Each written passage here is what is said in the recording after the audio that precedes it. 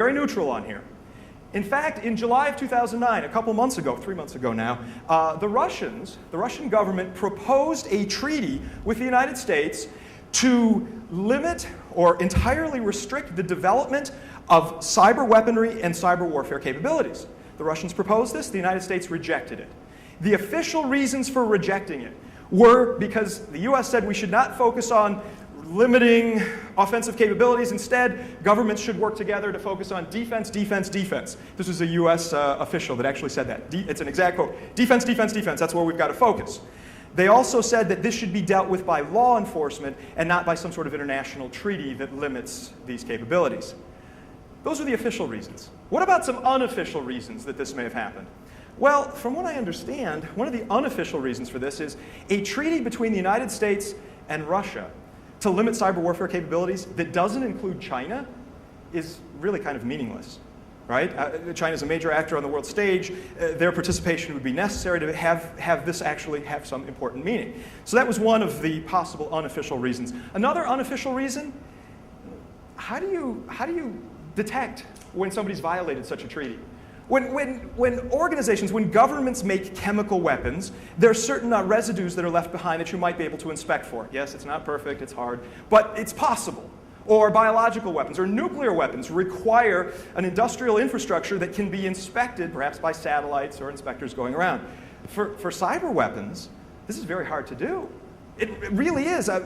Think about it. If you were to hire 4 absolutely brilliant people, Dan Kaminsky-style intellects, and get them working on cyber weapons, from a governmental perspective, you could do that very cheap, maybe set it up for a few $1 million, and have the ability to wield significant control over target organizations. So that might be a possibility, the lack of the ability to even have some sort of enforcement regimen. Now, some people argue that cyber attacks are not a form of warfare. Let me give you a couple of examples. My buddy Mike Poore and I were talking just 2 months ago, and he says, cyber war, you're just sending packets. It's not real warfare, you know? That's what Mike said to me, one of my closest friends. Or I understand last year Marcus Rainham presented here, and he was against the cyber warfare thing, saying that he thought it was all fear, uncertainty, and doubt, FUD, so that people could get more funding for, well, computer attacks and things that they wanted to do.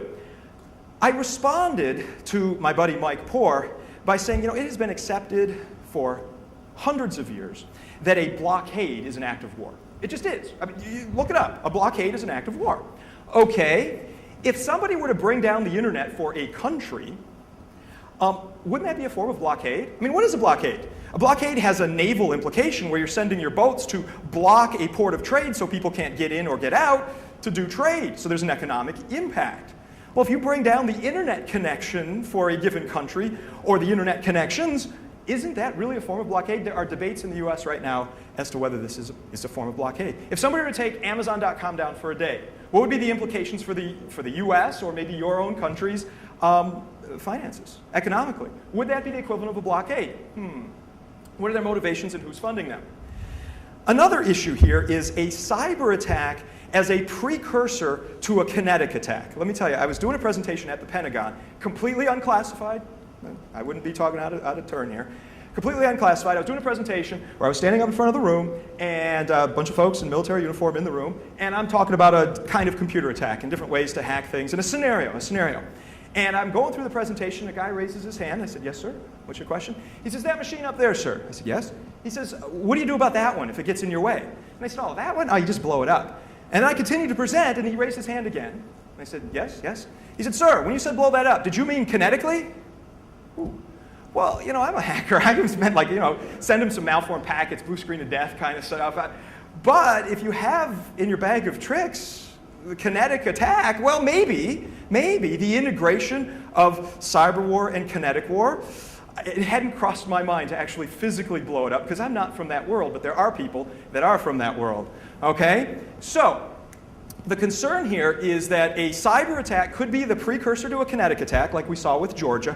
It could actually incite the kinetic attack. A lot of people who are anti-cyber warfare bring this stuff up. They say, look, if you allow one country to hack another country, they may hack that other country, and the country responds by bombs coming back. So it could incite that. That's true. It's certainly a possibility. Please understand that I am not pro-cyber war. I'm not. William Tecumseh Sherman, he was a general in the US during the American Civil War. He said, war is all hell. War sucks, okay? That said, sometimes you need to have military capabilities. Consider this. What if your country decides to unilaterally disarm? You're not going to have cyber warfare capabilities, okay? And then you get hacked, and hacked in a bad way. The only way you'll be able to respond will be either to just take the kick in the teeth or respond kinetically. That's a bummer. Instead, if you have cyber warfare capabilities and you get hacked, you can respond in kind. All right? All right. Now, there is an issue that comes up here, the difficulty of attribution. I just chose letters at random here. But suppose we have a country called A and another country called C. And let's say these countries don't get along terribly well. I mean, they get along okay. There's a lot of trade between them, and the economies are very much intertwined and such. But they're not particularly happy with each other, let's say. But they certainly don't want to go to war. Let's say there's some other actor, we'll call him B. And suppose it's in B's best interest to incite a war between A and C. Perhaps a trade war, perhaps an actual kinetic war. What if B were to hack C or A and make it look like the other side did it? We could have a very significant and very negative international situation tipped off here. This is a concern. The difficulty of attribution is real. I think a sufficiently determined attacker could make attribution almost impossible. However, some people cite the difficulty of attribution as saying, well, we can't do cyber war. You can never do. But attribution is a hard thing, no doubt about that. But sometimes actors on the world stage want attribution. They want to make it look, I mean, Russia wasn't denying the fact that its tanks were rolling into Georgia. They were just saying that it's rolling into a part of Georgia that is rightfully theirs. Sometimes you know what country it is that is doing a given action. Attribution is not always difficult. It can be difficult, okay? All right, so conclusions. The world is changing. When I started doing information security, as I mentioned earlier, I wanted to make the world a more secure place. I was a kid, real happy. I'm going to use these hacking skills to make things more secure and make things better. And it'll be unicorns and rainbows and nice, happy music. That was my vision for information security. And now, as I'm growing a little older, I realized that was a nice vision for its time, but we're actually not moving toward that. We're getting more and more vulnerable. More and more of our critical infrastructure is getting more vulnerable, and I view the militarization of cyberspace as inevitable. I do. It's just something that is happening. You can complain about it, you can blog on it, but I do think it's what we humans do. Humans fight war. We fight war in the domains that we occupy. We fight war in land, we fight war in sea, we fight war in space, we fight war in cyberspace. I'm not happy about it, but I think it's inevitable. We can try to construct certain rules of engagement that are more reasonable, but I don't think you're going to stop it. Do you know what this picture is of? Does anybody know? It's Dr. Strangelove. Yes. You remember that old movie, Dr. Strangelove? The subtitle of that movie was How I Learned to Stop Worrying and Love the Bomb. Right? So this whole thing was about a military confrontation between the United States and the Soviet Union back in the 1960s. That's what the movie was about.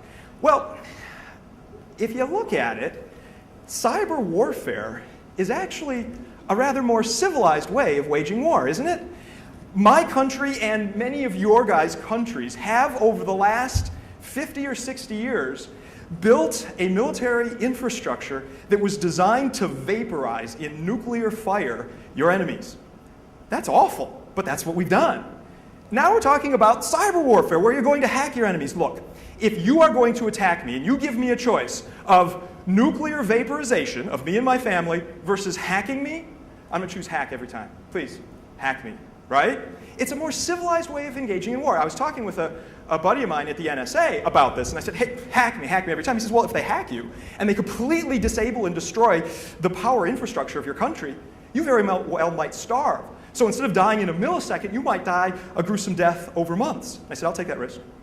Absolutely. I'm going to go hunting. I'm going to be eating roots out of the ground, whatever it takes, but I'll take that risk. So again, it's not the end of the world. So you could call this whole presentation How I Learned to Stop Worrying and Love the Hack. Okay? All right, so I think we have a couple of minutes for questions or so. Yes? Are there any questions? Yes, sir, please. The event in Estonia. Yes, sir.